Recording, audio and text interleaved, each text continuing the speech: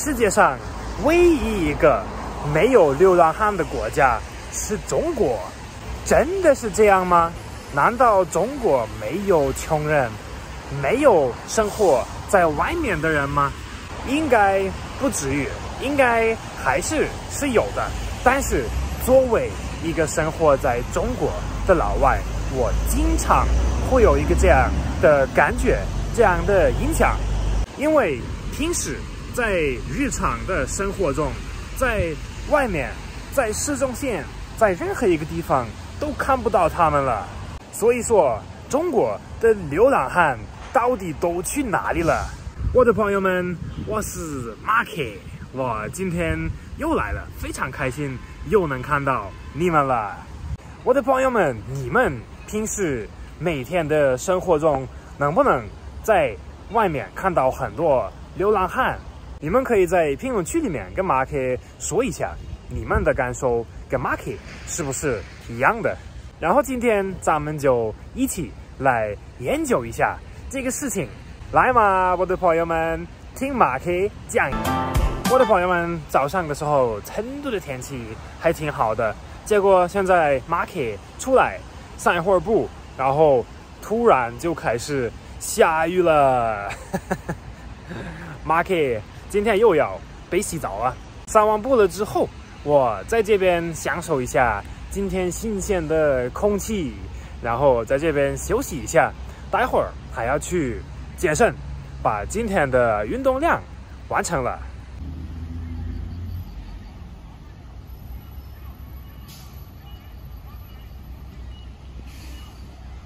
但是我的朋友们，咱们直接开始今天的一个话题，今天的一个研究。马克第一次来到中国的时候，去到市中心里面的时候，我发现了一个非常有意思、非常神奇的一个事情。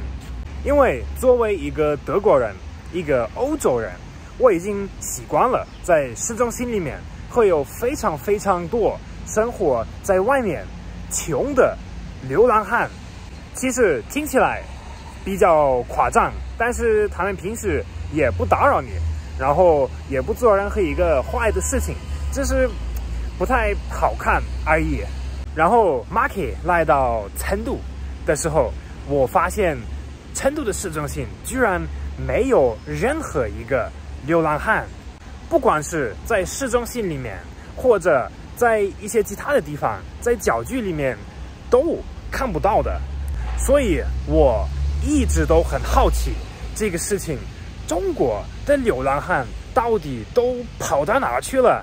我的朋友们，如果你们知道这个问题的答案，请你们在评论区里面跟马克说一下。那么你们如果跟我分享你们的知识，当然我也要告诉你们一个很有趣的一个事情。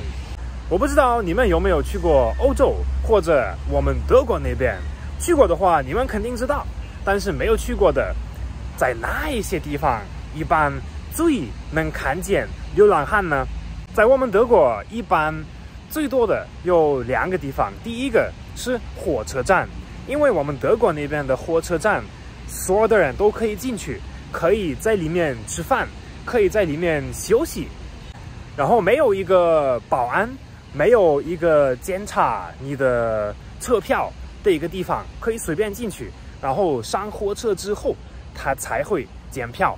所以在我们德国的火车站一般的话，就可以看到非常多流浪汉在那边喝啤酒、聊天、买报纸之类的东西。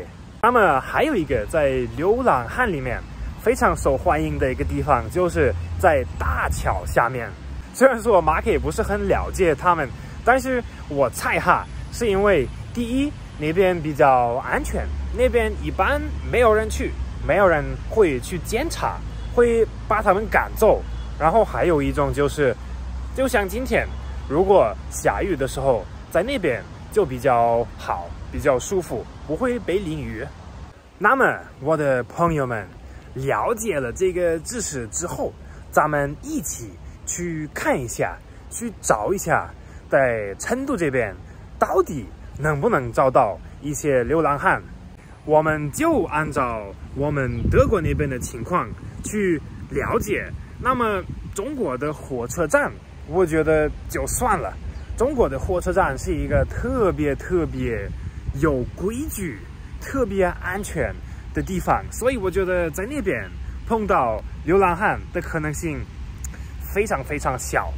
那么今天我把你们带上，我们去看一个大桥下面到底有没有流浪汉。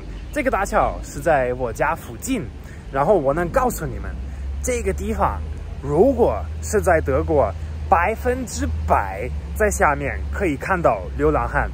来嘛，我的朋友们，咱们一起过去看一下。到喽，我的朋友们，现在下去看一下。紧不紧张啊，我的朋友们？要是真的有，那就尴尬了。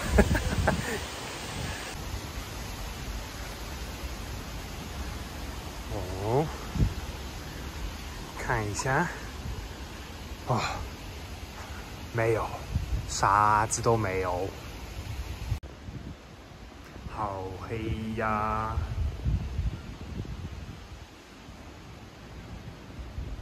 啊哦，下大了，我的朋友们，怎么办？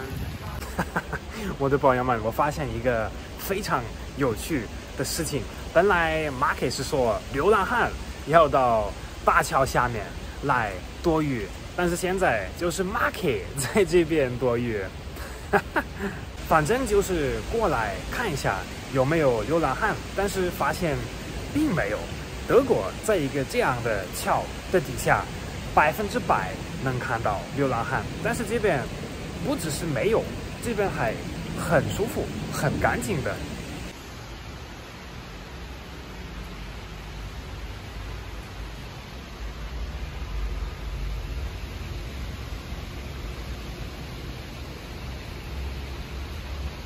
哎呦，不行了，我的朋友们，马克真的要走了，也不能在这边待1天的时间，下午还有事儿呢。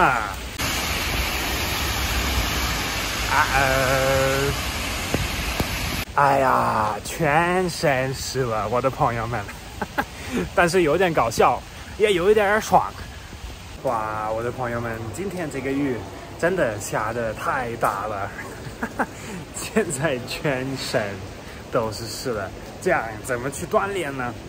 没办法，看来马克之后还是得买一个雨伞。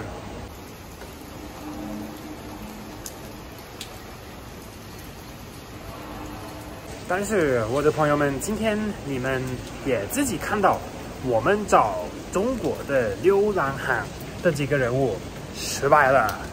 哪怕去了一个流浪汉特别喜欢的地方，哪怕是周末，哪怕是下雨，我们都没有看到他们。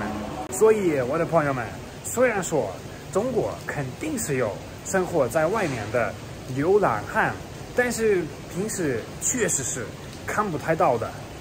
我的朋友们，现在就给你们了，你们知不知道中国的流浪汉都跑到哪去了呢？